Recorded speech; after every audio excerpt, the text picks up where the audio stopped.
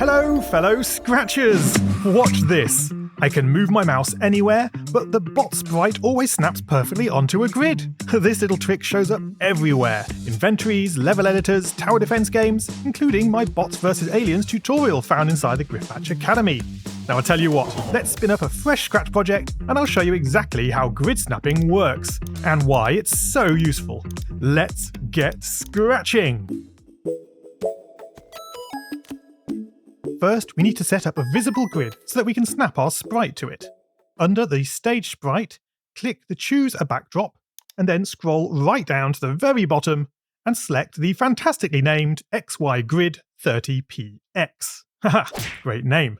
Now, doesn't it suddenly feel like we're about to have a math lesson? The name Grid 30px is very purposeful. It means each grid line is spaced exactly 30 pixels apart. Now that's something worth remembering as we code up our grid snapping. Talking of which, sorry Scratchy, you are far too large for this experiment. I'm going to create a brand new costume, just a simple circle. And to do that we use the circle tool, and holding the shift key on our keyboard as we drag out a perfectly round circle. And we're going to make sure that it's smaller than 30 pixels, the size of a grid cell. Somewhere between 20 and 30 pixels should be just fine. And then one last step, and this is super important, so don't skip it. To get perfect snapping, the costume must be perfectly centered on the drawing canvas. As we click and drag the shape, the center point of the canvas becomes visible, and we simply drag the costume so that it snaps exactly onto that central point, like so. Brilliant. And I'll delete those other costumes. Okay, so let's begin simple. When the green flag is clicked, we want the sprite to follow the mouse pointer. And this isn't a one-off event, it has to happen over and over again. So drop in a forever loop, and inside that, a goto block. But make sure that it's set to go to mouse pointer. Alright, smash the green flag, and there we go. Our delightful purple circle is now following the mouse all over the stage. Smooth, continuous, but completely unsnapped. And that's exactly what we don't want, because right now the sprite can stop anywhere, halfway between cells. Nice and messy. So now comes the fun bit. Let's take this free movement and snap it cleanly to the 30 pixel grid cells. Okay, so right now the sprite's position is measured in pixels, counted from the center of the stage. But our grid doesn't think in pixels, it thinks in cells. 1 cell, 2 cells, 3 full grid cells, again measured from the center. So we need to switch units. Let's create a new variable and we'll call it gridx. Okay. So what we're really asking now is how many of these 30 pixel steps across the stage are we? And the way we answer that is simple. We take the current x position and we divide it by 30. That is, how many 30s go into our current x position. Smash the green flag and you'll see. Now this gives us the grid cell number, but it also gives us extra detail. If I can position my mouse exactly in the middle of the stage, then the grid x is 0. And as I move across, we're getting fractional numbers until we hit the next grid line, and then we get 1 grid cell across, and then 2, and 3, and so on. But most of the time, we haven't got a nice whole number. We have numbers like 1.963, or if we're on the left-hand side of the screen, negative 6.78. That decimal part is just telling us how far inside the cell the mouse is. And for snapping, we don't care about that.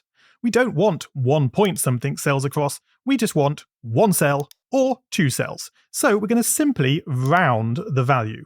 And just like that, we've stripped away the fluff. Now gridx is a clean, whole grid cell number.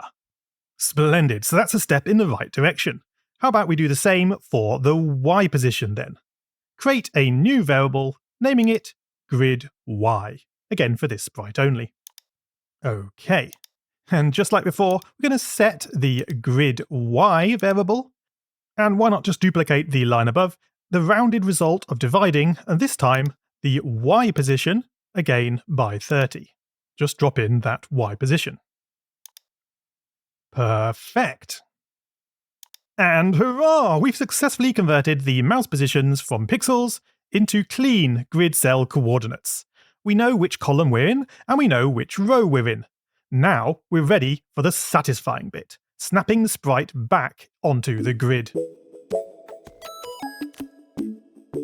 But the sprite still lives in a pixel world, so now we need to do the reverse. We need to take our grid cell numbers and turn them back into pixel positions. And that's easy.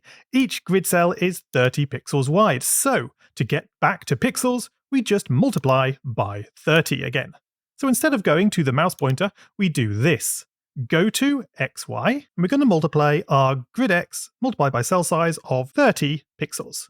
For the Y position, we multiply up our grid Y again by 30.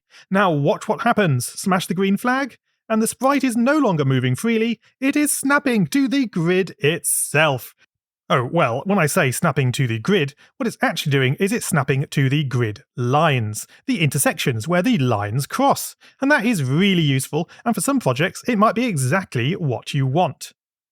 But in the majority of games, what you actually want is for this tile to sit in the middle of each cell.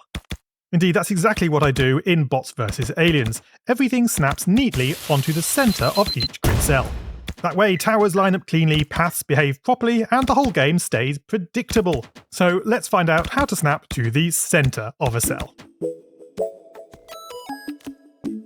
Well, one quick hack way of doing it is to move the costume itself up and away from the centre of the canvas. And as you can see, this almost is working already, but we'd have to be a lot more accurate with our positioning if we want it to work properly. So rather than offsetting the costume itself, what we'll do is we'll use some maths to precisely reposition the sprite by half a tile. So I'm going to click back into the Code tab and look back at our Go to XY. To move half a grid cell to the right, we just need to add half to our grid X. So with an addition, add 0.5, that's half, and on the left-hand side, drop in our grid X. And then pop that back into the GoTo, and because we're multiplying up by 30, we're now half a grid cell more to the right than we were before. But we should really sort out the Y position too, so it's exactly the same. Add 0.5 to the grid Y, drop that into there, and now our little round token is sitting perfectly inside the middle of each grid cell. Well, that was easy, right? But that's not quite the end of the story. As I move my mouse around, do you see how the circle isn't always appearing in the cell under the mouse cursor? Well, the problem isn't with our positioning on the screen. No, that works perfectly.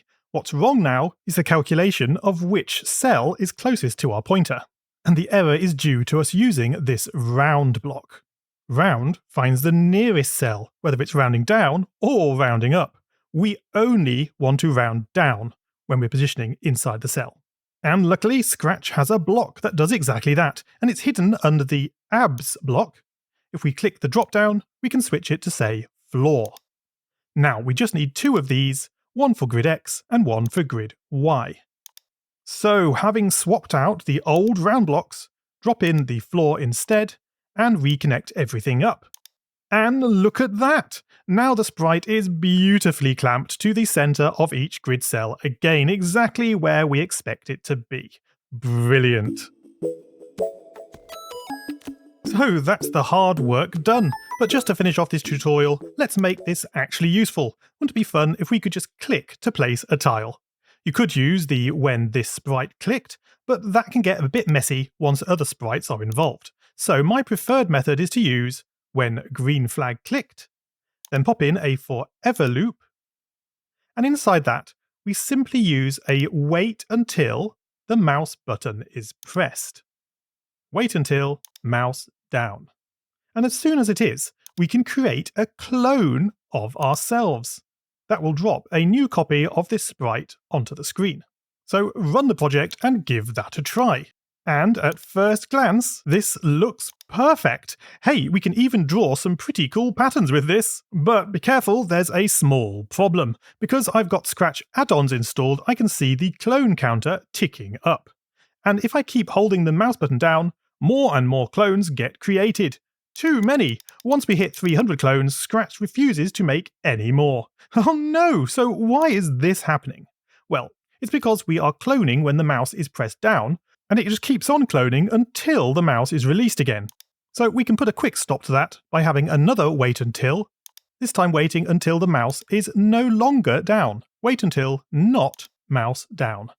That forces the player to release the button before another clone can be created. And then we loop back around and wait for the next click. Simple, effective, and nicely controlled. And with that, you've got a really solid grid snapping system, and the sprite snaps cleanly into the center of each cell. It always appears under the mouse, and we've got full control over placement. Indeed, this exact idea, the snapping, centering, and controlled placement, is something you'll use again and again once you start building bigger projects. So before we finish, here's a quick look at how this grid snapping system gets used inside a full game build. This is Backyard Battle, Bots vs Aliens, one of the walkthrough builds inside the Griffpatch Academy, a tower defense style game built step by step from scratch. Systems like grid snapping sit right at the heart of this project, helping us place bots neatly on the grid, managing lanes, detecting collisions, and control the whole battlefield.